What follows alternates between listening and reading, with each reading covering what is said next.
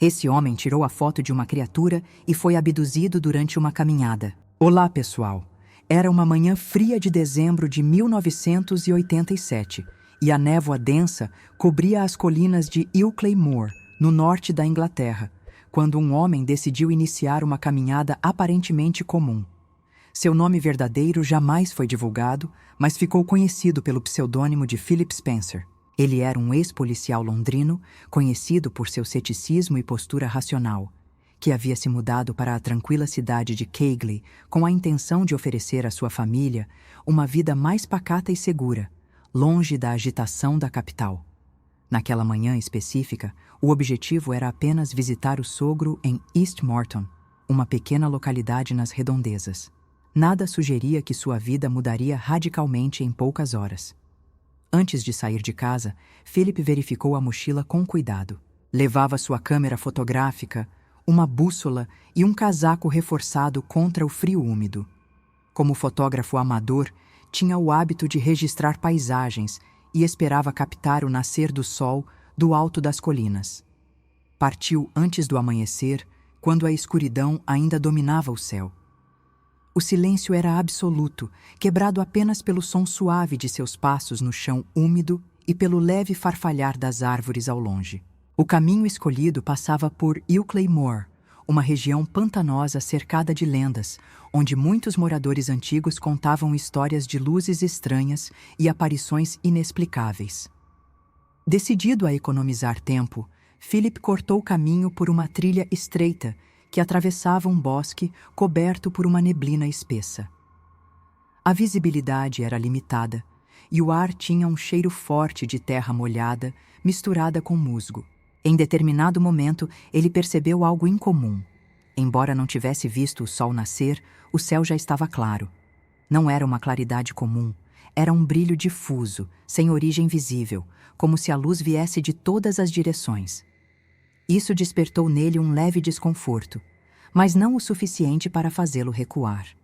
Continuou andando, tirando algumas fotos da paisagem, mesmo com a luz pouco favorável. Foi então que, ao contornar uma elevação coberta por pedras e vegetação rasteira, notou um movimento à sua direita. Inicialmente pensou tratar-se de um animal, ou talvez uma criança se aventurando sozinha por ali.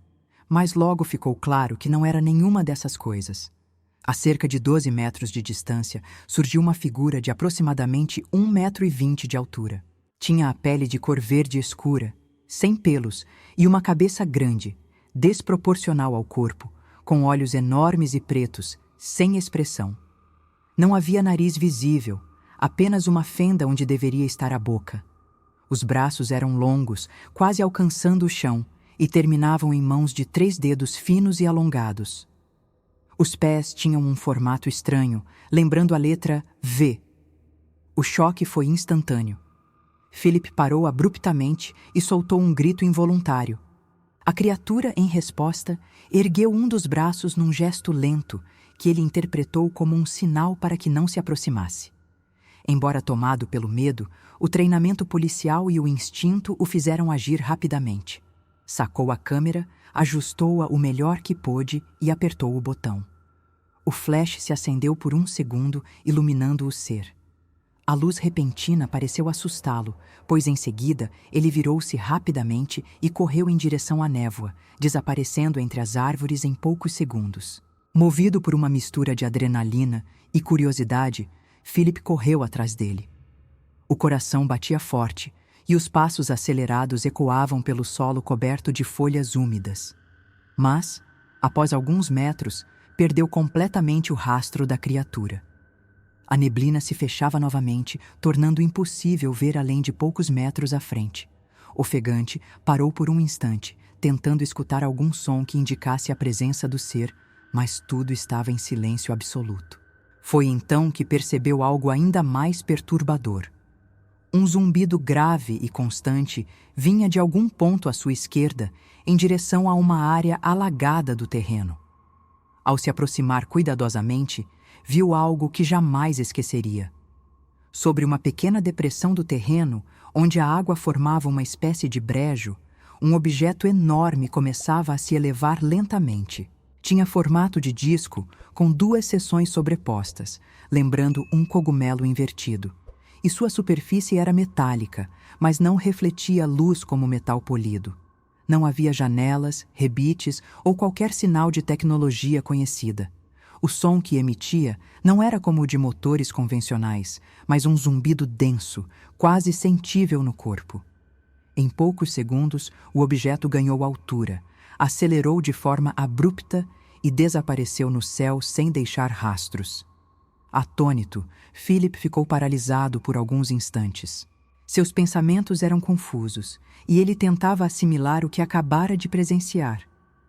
Ao olhar para a mão, viu que ainda segurava a câmera, e isso trouxe uma sensação breve de alívio. Ao menos tinha uma prova. Pensou então em verificar a bússola, como sempre fazia durante as caminhadas. Ao retirá-la do bolso, percebeu algo muito estranho. A agulha não apontava para o norte, mas sim para o sul. Ele girou o corpo, sacudiu o objeto, mas nada mudou. A bússola estava desorientada, como se tivesse sido afetada por algum campo magnético intenso. Sem entender o que estava acontecendo, decidiu interromper a caminhada e seguir diretamente para a cidade mais próxima. O caminho de volta parecia mais longo do que o normal, e a sensação de tempo era confusa. Quando finalmente chegou a East Morton, procurou um relógio público e, para seu espanto, eram 10 horas da manhã. Isso indicava que ele havia passado mais de 2 horas na trilha, embora sua percepção fosse de pouco mais de 40 minutos. O lapso temporal o deixou inquieto, mas ainda assim decidiu manter a calma e agir com discrição. Não mencionou nada à família naquele momento. No mesmo dia, levou o filme fotográfico para revelação em uma loja local. Enquanto aguardava o resultado, sua mente alternava entre dúvida e incredulidade. Tentava racionalizar o ocorrido, considerando se poderia ter alucinado ou se havia sido vítima de algum tipo de experiência militar. Mas algo dentro dele dizia que era real demais para ser imaginação. Quando o filme ficou pronto, analisou cuidadosamente cada imagem. E foi então que encontrou a foto. Granulada, mal iluminada, mas visivelmente mostrando uma figura humanoide, de baixa estatura, com os mesmos contornos descritos. Era a criatura que ele vira na trilha, sem dúvidas. Mesmo diante da evidência, Philip decidiu agir com cautela. Sabia que qualquer tentativa de divulgação poderia colocá-lo em descrédito, principalmente considerando seu histórico como ex-policial. Entrou em contato com pesquisadores britânicos especializados em fenômenos inexplicáveis, sob o nome fictício de Philip Spencer. Peter Hauff e Jenny Randles foram os responsáveis por acolher o relato. Ambos conduziram entrevistas, verificaram sua identidade verdadeira e, mesmo com a confirmação, respeitaram o pedido de anonimato. O caso começava a ganhar contornos mais sérios, e a fotografia seria a principal peça na investigação. A imagem foi então submetida a uma série de análises técnicas. Primeiramente, foi examinada por profissionais do laboratório da Kodak, que descartaram qualquer possibilidade de montagem ou manipulação visível. O material era legítimo, compatível com o equipamento utilizado e com o ambiente registrado. Posteriormente, a fotografia foi avaliada por Bruce Maccabee, físico e especialista em imagens da Marinha dos Estados Unidos, conhecido por seu trabalho em casos ufológicos. Sua conclusão foi clara.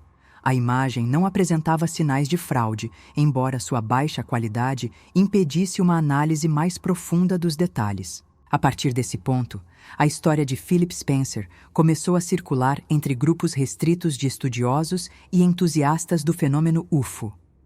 O que mais impressionava não era apenas a imagem, mas o comportamento discreto e honesto do protagonista, que em nenhum momento buscou visibilidade ou lucro com o caso. Tudo indicava que ele apenas queria entender o que havia acontecido naquela manhã misteriosa.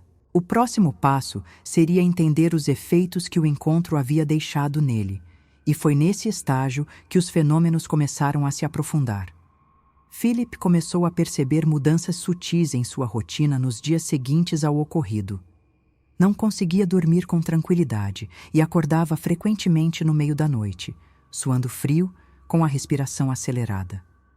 Imagens confusas surgiam em seus sonhos. Salas iluminadas por uma luz branca intensa, figuras ao redor de sua cabeça, vozes sem som. A sensação era de que algo havia sido deixado para trás em sua memória, algo escondido, bloqueado por um véu de esquecimento. A inquietação crescia, e ele decidiu relatar esses episódios aos pesquisadores. Foi quando sugeriram que ele se submetesse a sessões de hipnose regressiva, prática comum em casos investigativos de abdução. Durante a primeira sessão, conduzida por um hipnoterapeuta experiente, Philip demonstrou resistência ao relaxamento profundo. Mas à medida que as sessões prosseguiam, ele começou a recordar fragmentos do que teria acontecido durante o lapso de tempo na trilha. Lembrou-se de estar paralisado, flutuando em direção ao objeto voador, enquanto a criatura observava à distância. Não sentia dor, apenas uma estranha leveza.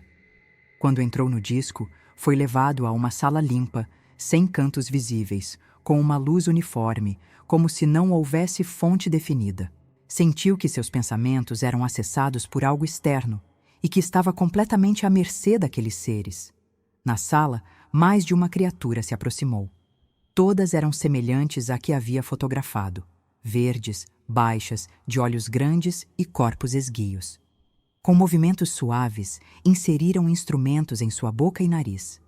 Não havia diálogo, mas Philip compreendia intuitivamente que estavam realizando uma espécie de exame. Sentia desconforto, mas não dor. Em determinado momento, uma parede se transformou em uma tela, onde ele começou a assistir a uma sequência de imagens perturbadoras.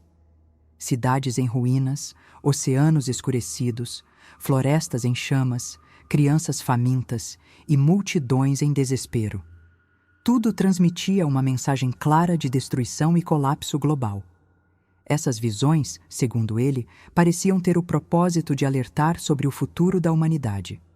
Mas então, algo ainda mais estranho aconteceu. Após esse primeiro filme, uma nova sequência começou a ser exibida. A expressão de Philip mudou visivelmente sob hipnose. Ficou inquieto, a respiração se alterou, e ele se recusou a descrever o conteúdo. Disse apenas que eles não querem que isso seja revelado. O hipnoterapeuta tentou insistir, mas respeitou o bloqueio mental. Essa segunda visão, segundo os pesquisadores, poderia conter informações mais sensíveis ou impactantes, cuja lembrança ainda estava inacessível ou reprimida em seu subconsciente. Após o fim das sessões, Philip relatou que se sentia mais aliviado, mas também mais confuso. As lembranças fragmentadas despertaram nele uma angústia constante. Começou a evitar caminhar sozinho e preferia permanecer em casa nas primeiras horas da manhã. Ainda assim, não se mostrava arrependido de ter buscado ajuda.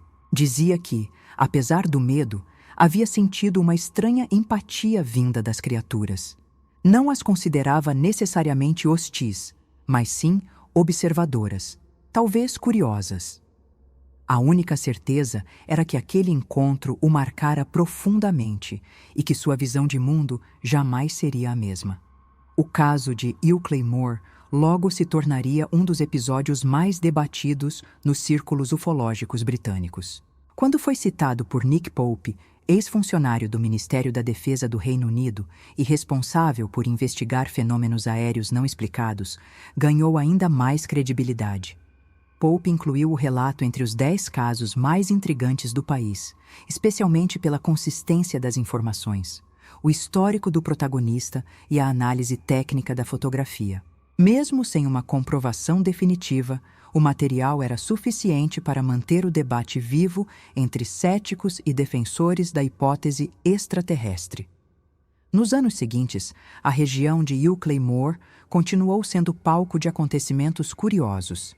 Entre abril de 2014 e abril de 2024, a polícia local recebeu diversos relatos de avistamentos de luzes não identificadas nos céus, especialmente durante a noite. Algumas testemunhas descreveram movimentos impossíveis de serem realizados por aeronaves convencionais.